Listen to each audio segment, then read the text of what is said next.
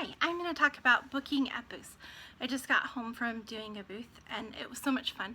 And I listened to my audio on the way there and realized I really needed to update it because there's a few things that I do now that that just don't work quite as well as my audio, even though I still love it. So go ahead and use that if you like it, but I'm going to update it with a video.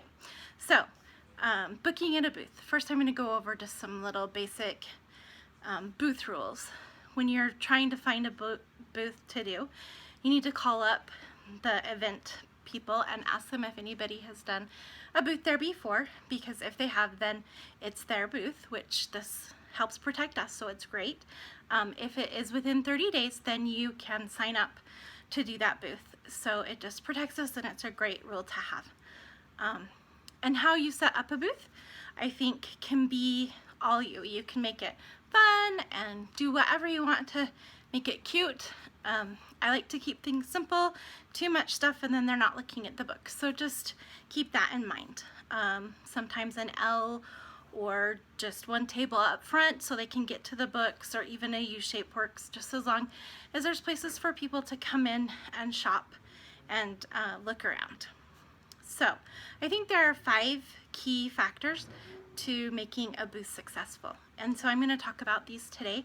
And the first one is inviting people into your booth. So you're at an event and there's all these vendors set up and people walk by and they're trying to look and see if something catches their eye, or they're fighting their kids or something. So I always like to stand just outside my booth, where they can walk in easily, but where I can talk to them and ask them if they've seen Usborne books before or not. It's a great question to ask because it's either a yes or a no. If they say yes, I have, I say great, let me show you some of my favorite books, or what are some of your favorite books, or I ask them how they know Usborne books. If they say no, then I love to say Usborne books help children love learning and we have so many fun things, and then I'll just show them some of my favorites. That's Not My, or A Muddle and Match, or something like that. But then I tell them our booth specials just so that they hear it, so they kind of know what's going on. And I can tell them I have 2 booth specials today. The first one is if you buy 4 books you get the 5th one free, and the second special is if you book a party, then I'll give you an extra $20 at your party for free. So that gives them kind of an introduction, lets them know we do parties, that type of thing, but it also lets them know that the books are for sale and that we have great specials. And then I let them look around, and I also will ask them like maybe what they're interested in or something like that. So the next step 2, is to be like a butterfly. And I can remember when Becky Dean taught this, and I was like an aha moment, because that's kind of exactly what you need to do. You flutter in and you talk to them for a minute, and then you flutter out and let them shop or fall in love with the book, something like that, because they need time to themselves to fall in love with them and to look at it without you being right on top of them. So talk to them for a minute, flutter in, flutter out, and then you won't smother them. And it's also a great opportunity for you to be able to talk to other people that are coming in, invite them into your booth to look around. The next key factor is you need to ask everyone if they would like to host a party. And I think this is one thing that's kind of hard to do, and sometimes when I'm tired or it's hot I tend to not do as well, or if I don't have that competition or something, I'll sit back in my chair and just think, oh, if they really want to book a party, they'll come in. But I know when I book the most parties and when I'm most successful is when I'm asking everyone, and when I get tons of drawing slips filled out. So you need to ask everyone. I ask them if they'd like to be entered in a drawing for free books, and that way if they say yes, then great, I hand it to them. If they say no, that's fine. I still talk to them. I still ask them if they would like to host a party, or if a Facebook party is something they would be interested in. But this way, it just helps me. If they mark maybe on hosting a party or a Facebook party, then I know where to go. I know that they're thinking about it. I love when people mark maybe, because it means talk me into it. So when they mark maybe, I just go up to them and I say, I see you marked maybe on hosting a show. I was just wondering what's your maybe. Or you could say something like, what's holding you back? Whatever works for you. But I like to say, what's your maybe? And then, so at the booth I did today, the first one was, oh, my house is too messy, I can't do a party. And I said, that's okay. We do Facebook parties. It's great. You can sit at your computer and you don't have to worry about your house, and it'll be perfect. So she's like, oh, that is a good idea.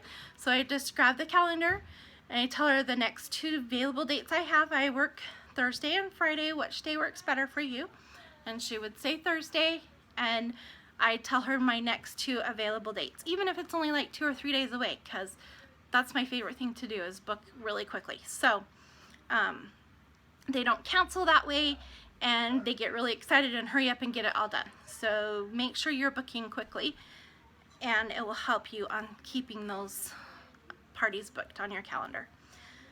The next thing is, like, the next one I had was, oh, I'm really busy, I'm always working.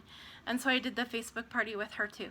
But another thing is, they will say, like, I don't know anybody, or I'll have to talk to my husband, or something like that. I've just found if you can take whatever their objection is and find a way around it, and then just go right into booking it. You don't ever have to ask them, so do you want to do a party? You just get them to agree with, yeah, that would work great. And then I just grab my calendar and say, I work Tuesday, Thursdays.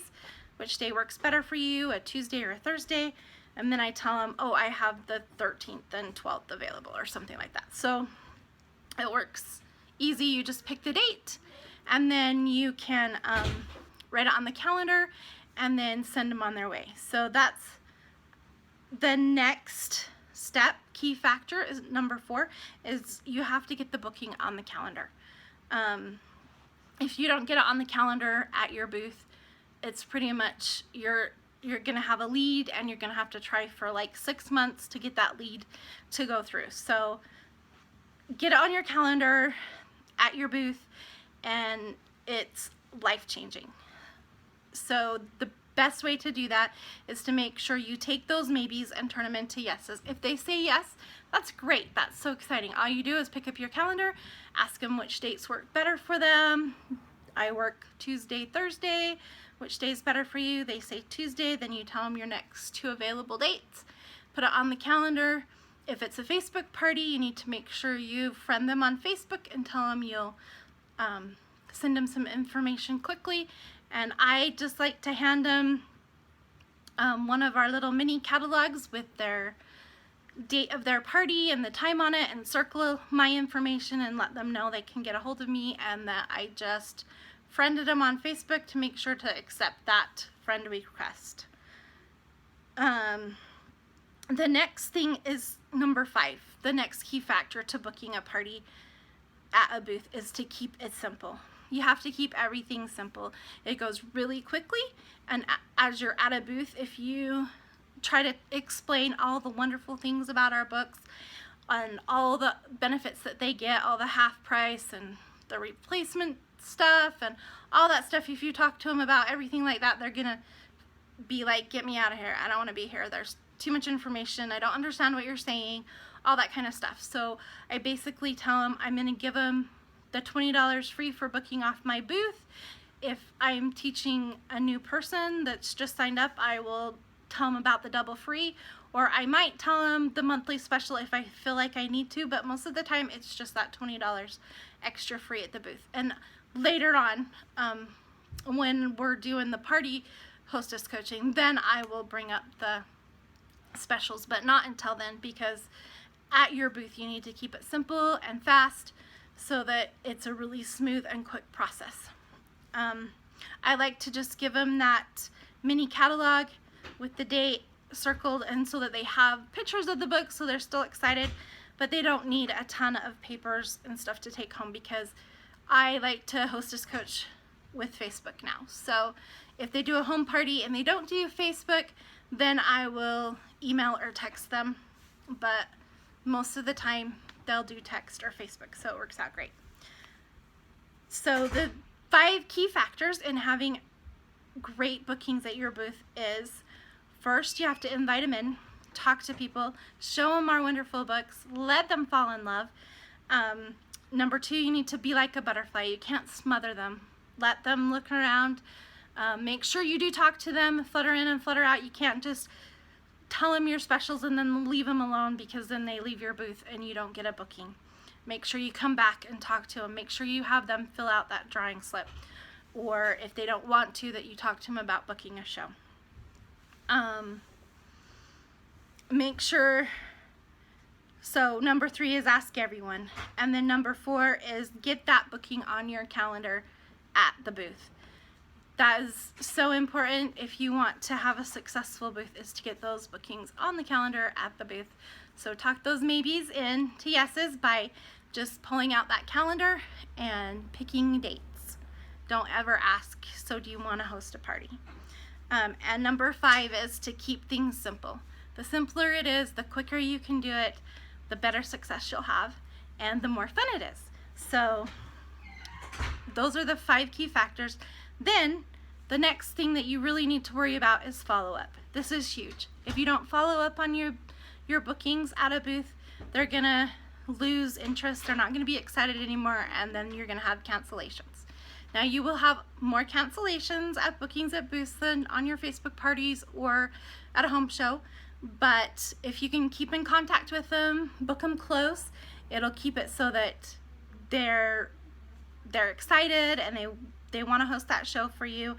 And if you start following up with them, I usually do my booths on the weekends, so I follow up on Monday and I mark it in my calendar.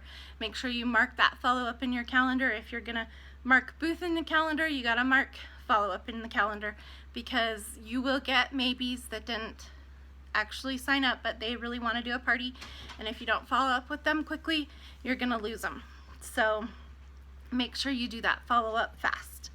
And then keep in contact. Hostess Coach is huge, and you will have successful booths if you can get those bookings on the calendar. And I'm so glad to be able to do these trainings with you, and I'll talk to you later. Bye.